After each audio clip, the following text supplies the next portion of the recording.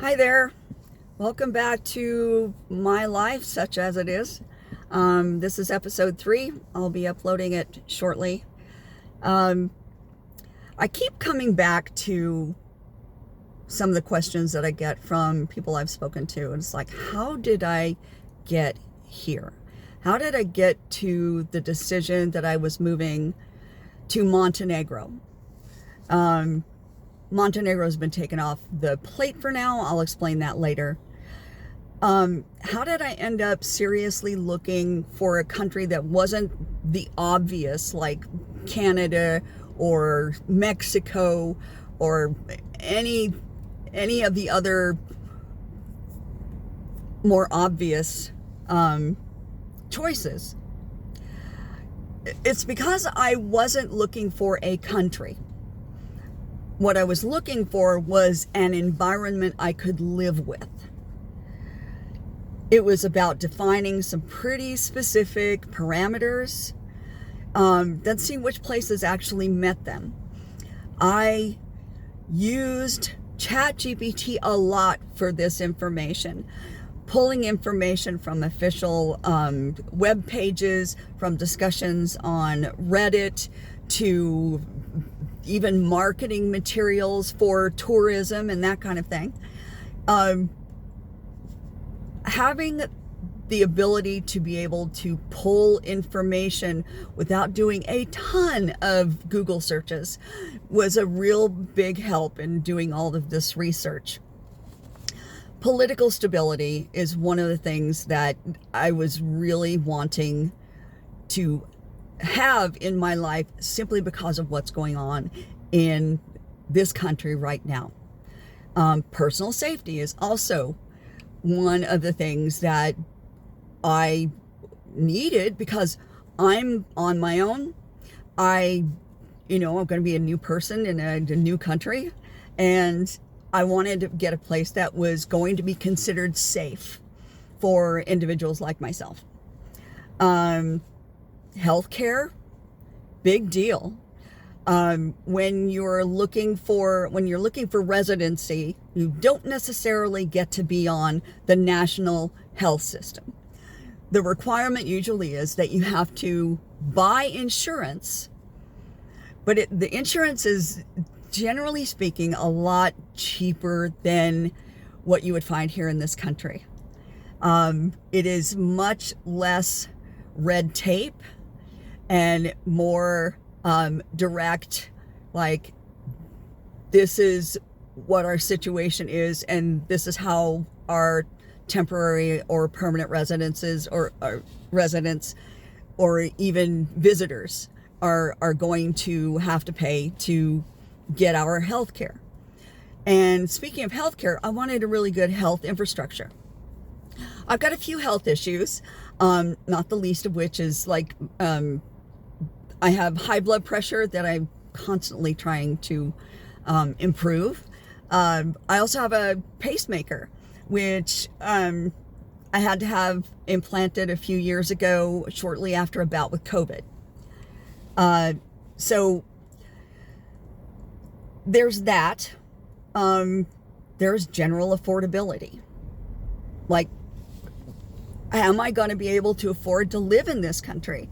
If I were to go necessarily to Mexico, relatively, I hear it's really cheap. It's not really the place I want.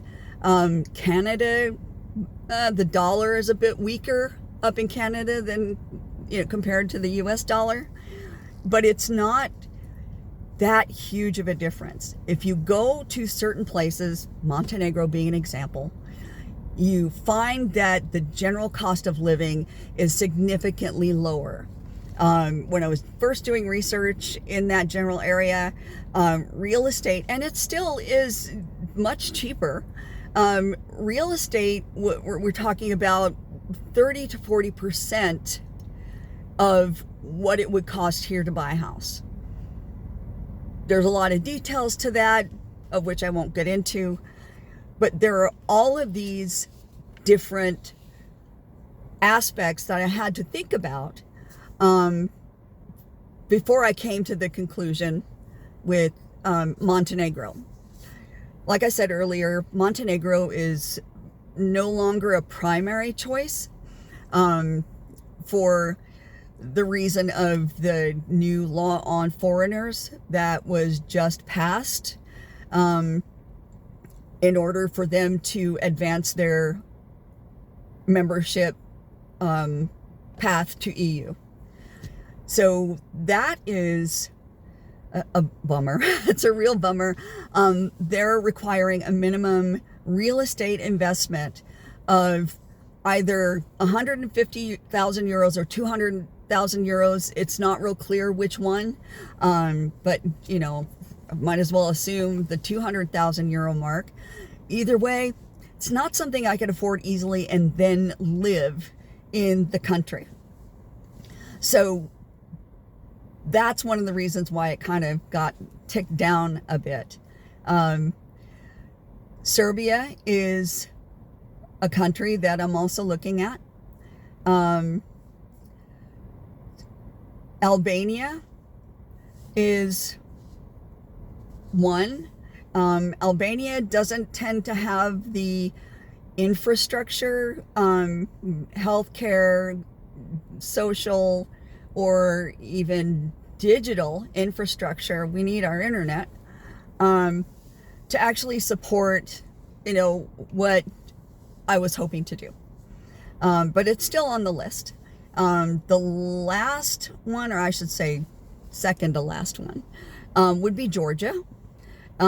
Its proximity to Ukraine is concerning to some, but Georgia might be one of those places that I just hop to and live at for a while, and instead of trying to get a permanent residency over there while I look at other options.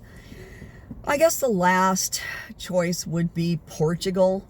I don't really want to live in Portugal, but if everything else fell apart, that would be a place that I could go to, and the barrier is, I don't want to say nil, but it's close to nil. It's really easy to get to Portugal as far as residency there. So these were all the countries that I decided on as I was narrowing down the parameters that I was hoping to get. So that's pretty much what I'm at right now. Stay tuned. I might change my mind. I might go somewhere else.